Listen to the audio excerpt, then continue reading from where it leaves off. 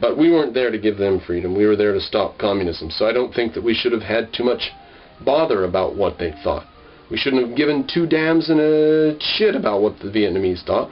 We should have said to them, you shut up, or else you're going to be communists, and then we're going to fight you. That's my feeling about it. Alright, rule number 9. It's the last rule. Above all else, you are a member of the U.S. military forces on a difficult mission, responsible for all your official and personal actions. Reflect honor upon yourself and the United States of America. That's probably the only rule they needed there. They didn't need a card with 7 rules. It's ridiculous. It's so dark. Alright, we'll skip a few pages now. There was a term in the lingo of the soldier.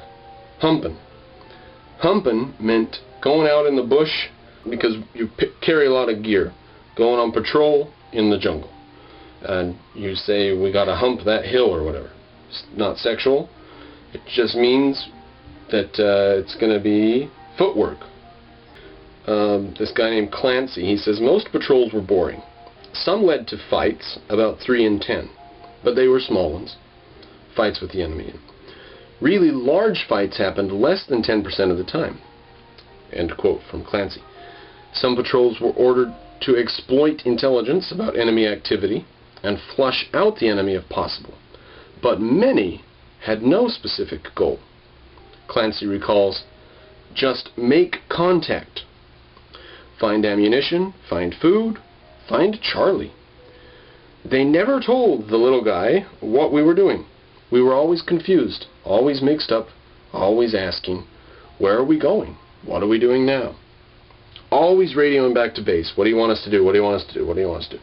Which way do we go? What hill do we go up to? How long do we wait for reinforcements? Etc. Very different from kill Germans. Forward towards Berlin. So, the reason that we lost was because we hampered ourselves, it's obvious. Plush overhead. The next section is called.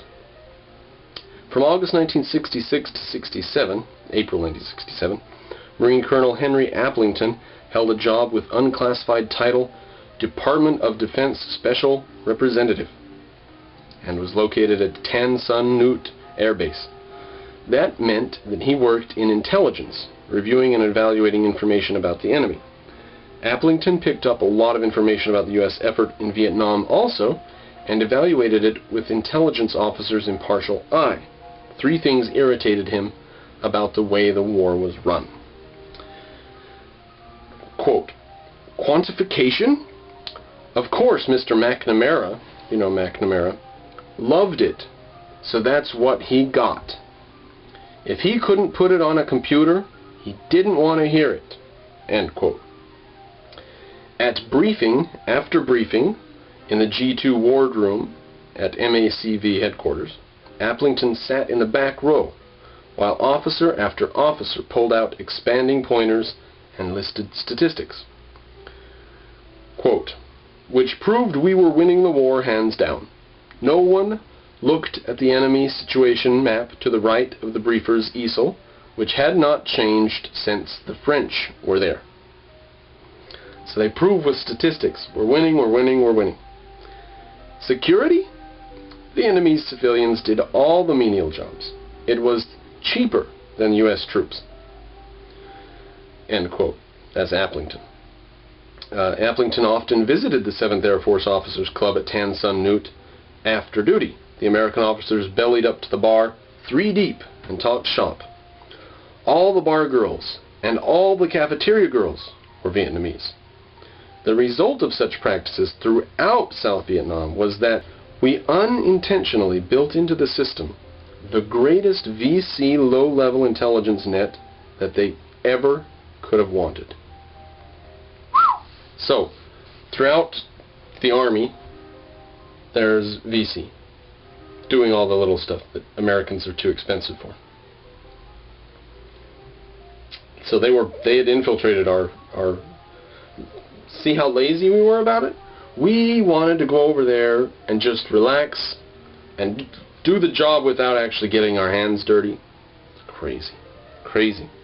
Applington says, from generals' villas, generals had their own houses, to PXs, USOs, movies, beer, you name it, we had it all. End quote from Applington.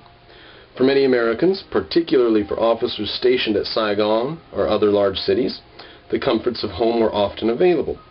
Applington says, you would have thought it was an occupation rather than a war. It kind of was. It kind of was. We sent a whole bunch of people to sit there. And some of them went off in the bush and walked around in the trees and got shot. Okay, next section. Whether a serviceman spent his whole tour humping in the bush, or had it easy as a clerk and skated back in the rear, he knew at all times that he was due to return home to the world. They called it the world. They say, when I rotate back to the world, because they're off in another dimension or something. Those in the Army, Navy, Air Force, and Coast Guard were obliged to perform 1 year of duty in Vietnam, minus 1 week of rest and relaxation in a neighboring country. Marines were required to serve 13 months in the war zone, as I mentioned earlier, and had only 5 days of R&R leave instead of a week. But Army, Navy, Air Force, or Marines, any serviceman in Vietnam could say at any time exactly how many days he had left. That might be a slight exaggeration. You probably could have found somebody who said, I don't know, a couple months. You probably could have found someone. But, by and large, people knew the day they were leaving. They knew the day that their tour was over. Very sad. Some of these people, a week or 3 days or something before their tour was over, they had to go out on patrol and they got killed. But that's one way to keep the soldiers from being invested in this war. To tell them, you're out of here pretty quick. Here's the number of days you got to stick around. And then you'll be gone and we'll take care of the rest. Somebody else will take care of the rest. You should invest them in the war by saying, you're in the war until we're done. If it's 5 years or 7 or 9, you're in it until you're done or dead, like they did in the Second World War. Most soldiers started counting backwards soon after they arrived, and each day they subtracted 1 from the total days remaining to their DEROS, D-E-R-O-S, date of estimated return from overseas. If a serviceman was short, if he had less than 1 month remaining until his DEROS, he probably could specify the number of hours he had left too. When the magic day arrived, he boarded the homeward-bound jetliner or Freedom Bird. It was cheaper to fly him back on jetliners than over on boats.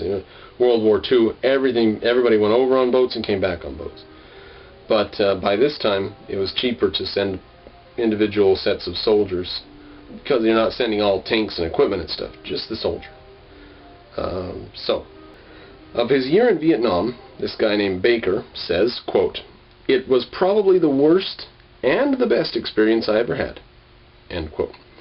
On guard duty once in a tower, MPs came in dragging an aged Vietnamese man. Quote, "He must have been 80 years old. I don't know what they brought him in for." End quote. Here's what happened to this old man, who the guy says it must have been 80, but if you live in a natural environment, you look very old, very young. So it could have been 40 or 50 or something. The MPs tied him to a chair upside down and started to kick him. Then they taped his mouth shut and poured water down his nose. Pretty soon he was dead. When you're only 18 years old, it's hard to deal with something like that. Wow. I'll bet that would be. And there were probably horrific things done in the Second World War by our soldiers. Probably. But I think one good way to stop that from happening, prevent it from happening, keep it from happening, is to let the soldiers defend themselves, to give them clear objectives, to not put their lives in danger needlessly. I mean, some of these soldiers aren't the most intelligent men on earth. They get angry, frustrated, they're scared, they strike out of the situation anywhere